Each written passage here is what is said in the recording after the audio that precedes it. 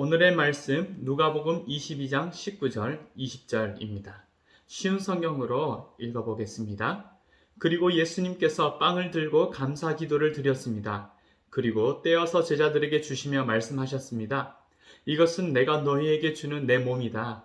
이것을 행하여 나를 기념하여라. 이와 같이 빵을 드신 후에 잔을 가지시고 말씀하셨습니다. 이 잔을 너희를 위하여 흘리는 내 피로 세운 새 언약이다. 안녕하세요, 하나 친구들. 여러분, 이제 12월 말이 되면 기대하는 날이 있죠? 네, 다음 주 토요일이죠? 무슨 날이죠? 성탄절이죠? 12월 25일. 이 날이 왜 특별할까요? 여러분, 이유를 알고 있나요? 네, 예수님 생일이요. 네, 맞아요. 예수님이 이 땅에 태어나신 날을 기념하기 위해서이죠. 우리를 구원하러 이 땅에 구원자를 보내신 그 하나님의 사랑을 생각하며 아기 예수님 탄생을 축하하고 잊지 않기 위해서 우리가 12월 25일을 성탄절 절기로 지키고 있죠. 그럼 여러분에게 하나 더 질문해 볼게요. 8월 15일은 무슨 날일까요? 아는 친구 손을 들어보세요. 네, 무슨 날이에요? 네, 광복절이죠. 광복절은 뭐죠? 35년 동안 우리 민족이 일본의 식민 지배에서 벗어나서 자유를 얻은 기쁜 날을 대대손손 기념하고 기억하기 위한 그런 날이죠. 그래서 이런 독립기념일 광복절은 우리나라만 있는 게 아니라 미국에도 있어요. 자, 사람들은 이와 같이 특별한 날을 정하여 기념하는 것을 좋아하죠. 오늘 예수님도 제자들에게 특별한 날로 지금 뭔가를 기념하라고 말씀하세요. 그런데 이 예수님께서 기념하라 하실 때 빵과 포도주를 나누어 주면서 기념하라 하세요. 누굴 기념하는 거예요? 나를 기념하라. 제자들의 스승이시고 하나님께서 보내신 구원자이신 예수님을 기념하라고 말해요. 도대체 이 빵을 나누고 잔을 나누는 게 무슨 일과 연결되어 있는 것이길래, 무슨 의미가 있길래 이것을 기념하라는 것일까요? 예수님께서는 이렇게 말씀하셨어요. 빵을 나누시면서 이것이 내가 너희에게 주는 내 몸이라고 말씀하세요. 엥? 빵을 먹으면서 예수님의 몸을 먹는다고 생각하라고요? 빵은 빵이고 예수님은 예수님이지. 이게 뭐요, 목사님? 그뿐이 아니에요. 예수님은 잔을 드시면서 이것은 너희를 위하여 흘리는 피로 세운 언약, 약속이다 라고 말씀하세요. 이제는 포도주를 마시면서 예수님의 피를 생각해야 돼요. 아우, 끔찍해. 근데 여러분, 왜 이렇게 자극적인 표현을 빵과 포도주와 연결해 주셨을까요? 예수님은 나중에 자기를 따르는 제자들이 반드시 예수님이 행하시는 그 일을 기억해야 했기 때문이죠. 예수님이 행하신 일이 무엇이었을까요? 바로 우리 죄의 문제를 해결하시기 위해서 우리 대신 죄의 형벌을 받고 채찍에 맞고 많은 고난을 받으면서 십자가에 달려 죽으신 일을 말하는 거예요. 그러니 예수님의 몸은, 우리를 위해서 내주신 몸은 찢기시고 피 흘리신 그 예수님의 몸을 상징하는 거예요. 그래서 예수님의 다치신 그 몸과 또 흘리신 피, 그것을 기념하라는 거예요. 예수님은 부활하신 이후에 하나님께로 올라가실 것을 알고 있었어요. 제자들이 예수님이 부활하시고 승천한 이후에 이제 예수님이 하신 구원의 일을 기억하면서 하나님의 사랑에 계속 감사하기를 원하셨고요. 그리고 그 제자들이 계속해서 예수님이 하신 일을 계속 이어나가기를 원하셨죠. 그런데 예수님께서는 이 제자들이 계속해서 두고두고 기억할 만한 뭔가 한 가지를 남기고 싶었던 거죠. 그게 바로 오늘 예수님께서 베푸신 성만찬인 거죠. 그래서 제자들은 모일 때마다 예수님께서 나누어 주셨던 이 성만찬을 거룩한 식탁을 함께 나누면서 예수님의 섬김과 가르침을 되새길 수 있게 되었고요.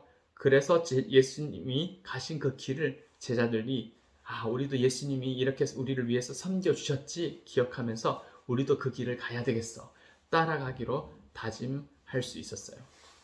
여러분, 이제 예수님이 옆에 계시지 않아도 제자들은 더 이상 외롭지 않았어요. 왜냐하면요, 이 성만찬을 준비하는 과정에서 제자들은 하나님 앞에서 자신의 죄를 다 고백하는 회개가 있어야 됐거든요. 그러니 이 성만찬은 하나님 앞에 회개한 깨끗한 마음으로 참여해야 됐고, 그 깨끗한 마음으로 참여하는 그 성만찬, 거룩한 식탁 가운데 하나님께서 성령으로 함께 하시고 그 성만찬을 나누는 그 제자들에게 하나님의 영이 임하였던 거죠. 그래서 하나님이 함께 하심을, 예수님의 영이 그들과 함께 하심을 체험했기 때문에 제자들은 더 이상 두려워하지도, 예수님이 계시지 않아서 두려워하지도 외로워하지도 않게 되었다는 거예요. 그래서 여러분, 건강한 교회는 예수님이 당하신 고난과 십자가 구원을 기념하기 위해서, 그것에 동참하기 위해서 거룩한 만찬, 이 성만찬을 나누게 되었답니다. 그런데 여러분, 아직 여러분처럼 나이가 어려서 세례교인이 되지 못하고 입교교인이 아니라서 성만찬에 참여하지 못하는 여러분, 그럼 나는 예수님의 성만찬을 기념할 수 없어서 나는 그 기쁨을 누리지 못하는 거 아닐까요? 질만한 친구들도 있죠. 근데 여러분, 걱정하지 마세요. 여러분도 이 성만찬의 의미에 여러분이 충분히 동참할 수 있어요.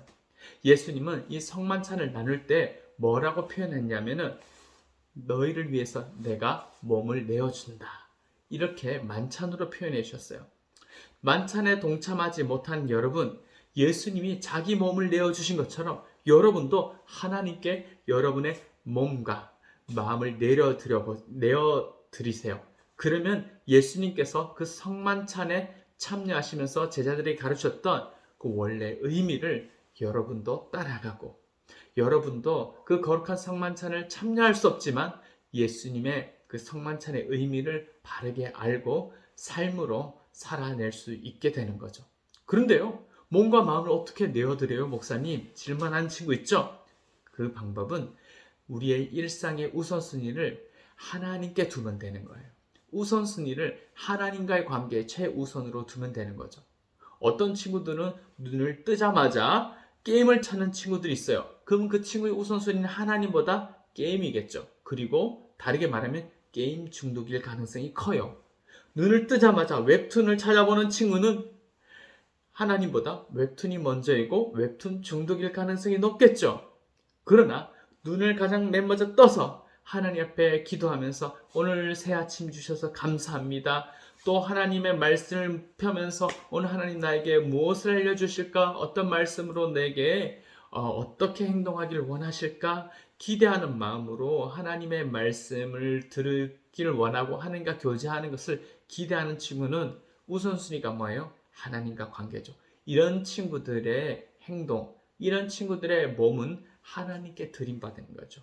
몸과 마음을 하나님께 드리는 성만찬의 의미를 제대로 삶으로 나타내는 그런 친구들의 모습인 거예요.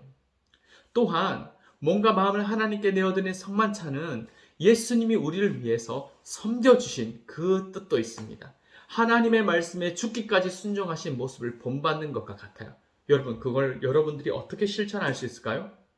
여러분들의 친구와 이웃을 돕고 섬기고, 특별히 약한 친구들을 돌봐주고 하나님의 말씀을 기억하며 하나님 기뻐하시지 않는 일과 행동은 따라하지 않기로 다짐하는 거예요.